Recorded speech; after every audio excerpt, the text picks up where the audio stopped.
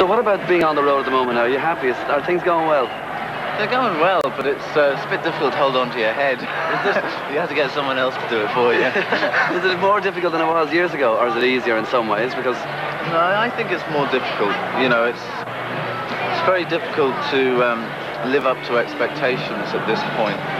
And although you have to kind of put that out of your mind and say, well, you just got to get on with it on a day-to-day basis.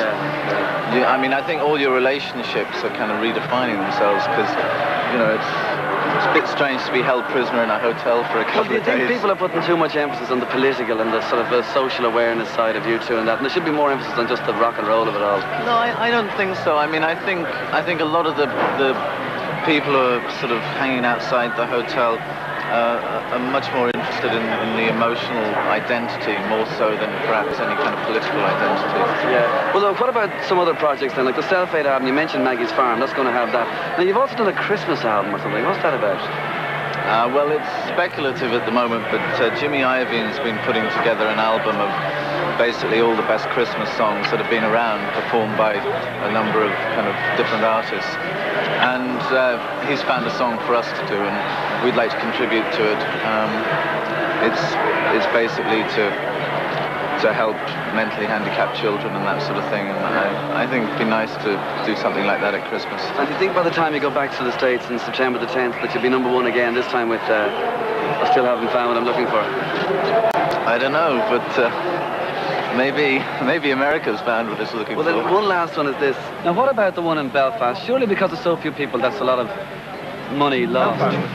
We are doing quite a number, about 12 or 13 indoor shows around Europe, and they are expensive because obviously our overhead doesn't decrease just because we're playing indoors, and the income you can obtain from a 6,000 seater is much less than from a stadium like this. But the variety of the shows is very important to you too, and different kinds of shows keep you fresh. And playing Belfast outdoors is not possible anyway. There isn't a site. We haven't played Belfast for years, and we were really determined to play the whole country this time.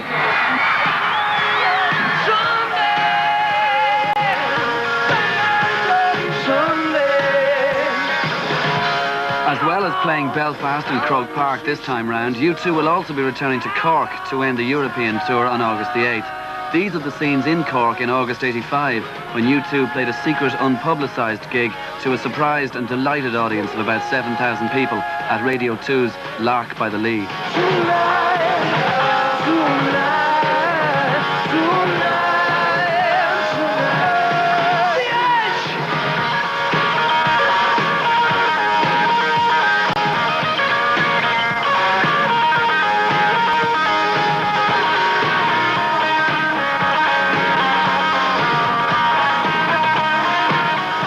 U2 and Cork go back a long way, and you know, we broke out of Cork in a real sense because we were able to do the Arcadia and all that before we could fill Dublin clubs the same size.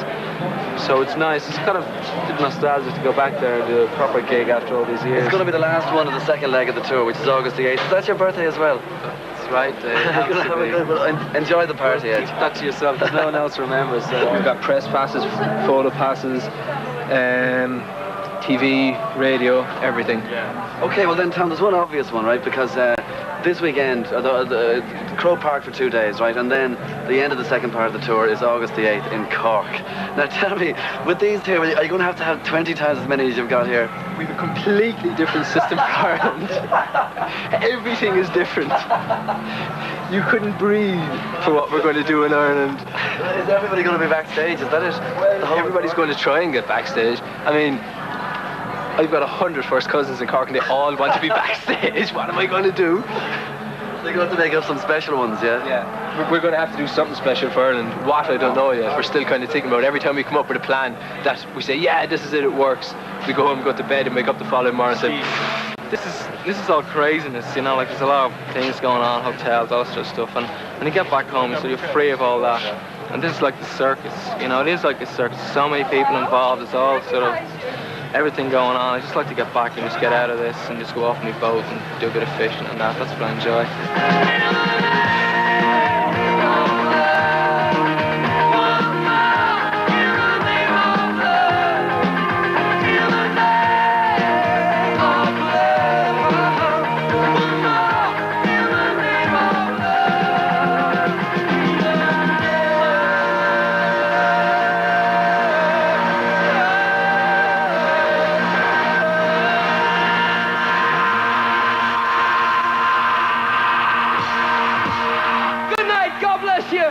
you find it's different than the wildness of the American indoor gigs?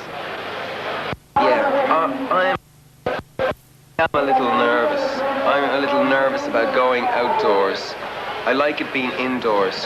Croke Park last time round was the only outdoors gig I was ever at that felt like it was indoors. And that's because the Irish crowd sang every song better than I could sing it. And it's like it's not up to the band to make it work. It's up to the audience, the people at the concert to make it work. That's our highest hope for Croke Park and for Cork and for Belfast. Particularly the outdoor gigs, is that people make them feel like they're indoors.